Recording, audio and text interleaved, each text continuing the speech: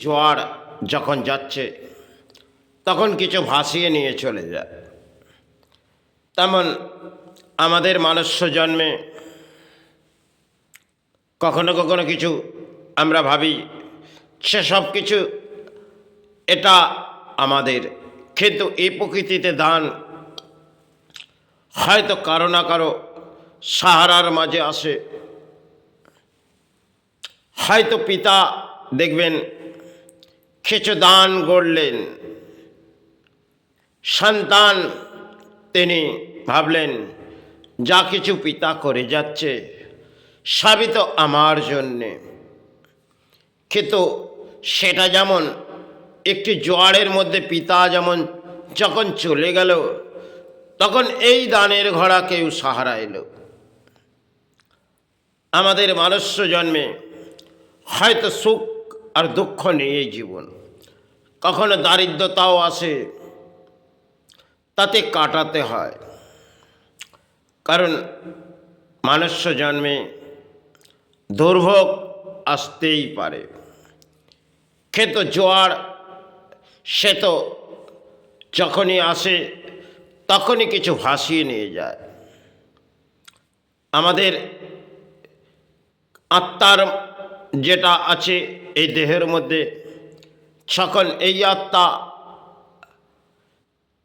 পরমাত্মা তিনি তিনি যখন জায়গার মাঝে চলে যায়,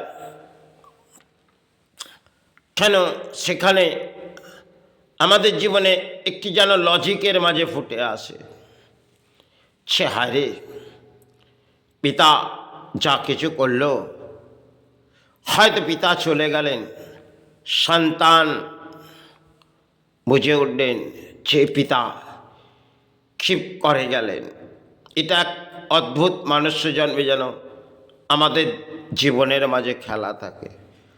কারণ আমরা যখন ভাবি সব কিছু আমার, কখনো আমরা হারিয়ে বসি, কারণ কখনো আমরা ভেঙে যাই। আমাদের এই প্রকৃতিতে হার জিত, কারণ কেউ দান কারো সাহারা আসবে, আর কেউ দান যে ভাবলেন সে আমার জন্য দান কিছু আমার পিতা রাখলেন, সে তো পিতা কাউকে না কাউকে ওয়াসিয়াত করে দিলেন, সে যাও এ দান তোমার। এ ধরনের আমাদের মনুষ্য জন্মে ঘটতে থাকে। দেখবেন সন্তান কখনো বুঝে উঠছে না, আর পিতা এমন কাউকে কিছু দান দিয়ে গেলেন, যখন পিতা চলে গেলেন সন্তান যেন অতি দুঃখের মাঝে জীবন কাটাচ্ছে, কিন্তু তার প্রাপ্তিযোগ এটা এই ভূমিতে সেই পিতার নেই। কারণ পিতা সে হয়তো কিছু বুঝেই কারো নামে ওয়াসিয়াত করেছে, কারো নামে সে কোনো সম্পত্তি হোক যা কিছু পিতা দান করে দিলেন। পিতা দেখলেন হয়তো সে আমার সন্তান এটা রক্ষণাবেক্ষণ করতে পারবে না, আবার পিতা এমনও বুঝে উঠলেন হয়তো সে দানটি কাউকে দেয়া দরকার, সেটা আমি দিলাম। আজকে দেখবেন বহু মানুষ তারা অর্থের লোভ লালসায় চলে, আর কেউ কারোর অর্থ লোটার জন্যে কারো সম্পত্তি লুটে নেয়। এটাই তো এই সময় ঘটছে। একটা সময় ছিল এই সম্পত্তিকালে এত লড়াই ছিল না, আজ যেন একটি লজিক বেরিয়ে গেছে। কারণ এক এক ইঞ্চি যেন আমার আমার করে চিৎকার করছি, কখনো আমার জীবন থেকে থমকে যায়। এ ধরনের দেখবেন তার মাতৃ হয়তো দেখা গেল সন্তান যখন তিনি বিবাহ করলেন না, আর যেই বিবাহ করল তাকে ত্যায্য পুত্র করে দিলেন। এই ধরনের বহু ঘটনা এই বাংলার মাঝে কেন ভারতবর্ষের মাঝে ঘটে। আজকে পিতাকে আমরা সেই জায়গা দিই না, আর মাতাকেও নয়, আমরা অর্থের পেছনে ছুটেছি। এটাই তো সময়। যখন আমার সুখের কেউ সাথী এলো তখন সবই ভুলে গেলাম, কারণ কে আমার পিতা, কে আমার মাতা, উনিই তো আমার সব এসেছে। এটাই তো ভাবি। সে তো পিতা, তিনি হয়তো তার করণীয় জীবন তিনি কাটিয়ে যাচ্ছেন। হয়তো এমনও সময় কিছু কিছু পিতা একটু ভুল পথেও হাঁটে, কারণ সন্তান বেসাহারা হয়ে যায়। কারণ ঈশ্বর কাকে কার দান কাকে দেয় সেটা আমরা কখনোই জানি না। সবই কিছু যেন একটি যোগ আমাদের এই হাতের মাঝেই ফুটে আছে।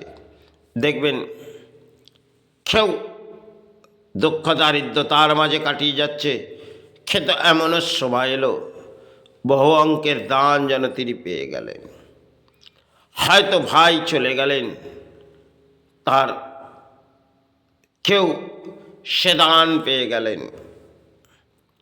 একটি যেন অর্থের খেলা চলে, সম্পত্তিকালে একটি লড়াই চলে। আর এই সম্পত্তি নিয়ে আমরা আজ বাস্তব জীবনে কোথায় এগিয়ে এসেছি। একটা সময় এর মূল্যবৃদ্ধি এত ছিল না, আর এত অর্থ মনে হয় মানুষ দেখেনি।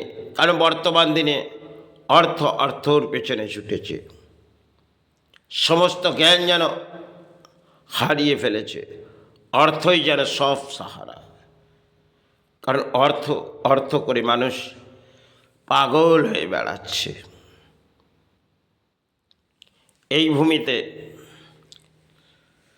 যদি অর্থই সব থেকে বড় সাহারা হবে, তাহলে ভূমির মাটিতে আমরা এসেছি প্রাণী হিসেবে। করণীয় কাজ হয়তো আমাদের লড়াই করতে হয় প্রাণী বেঁচে থাকার জন্য।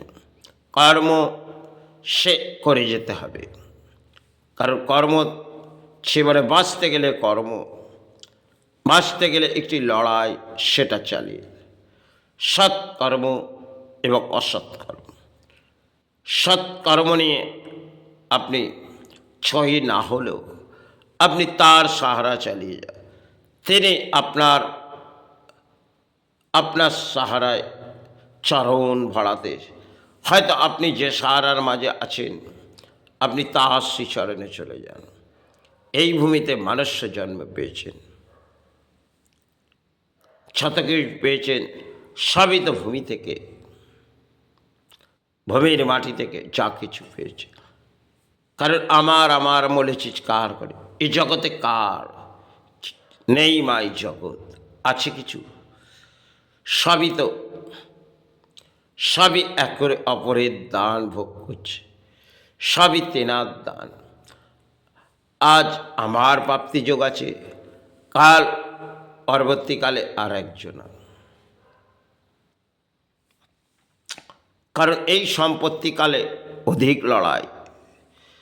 কারণ সেখানে দেখবেন সংবিধানের জায়গায় আজকে যে পরিস্থিতি, সেখানে অর্থ। কারণ বহু মানুষ তারা লড়াই চালায়, কারণ সেভাবে সফলতা পায়। এটাই হয়তো ভূমিতে ঘটে। বর্তমান সময় একটি লড়াই জানো, এ লড়াই আমাদের জীবনে কখন থমকে যায়। কারণ যখন অর্থের সাহারা ভেঙে পড়ে তখন এই লড়াই থমকে যায়। এই অর্থ একটা অহংকার, ছাড় পেছনে আমরা ছুটি। হয়তো বাঁচতে গেলে অর্থের প্রয়োজন।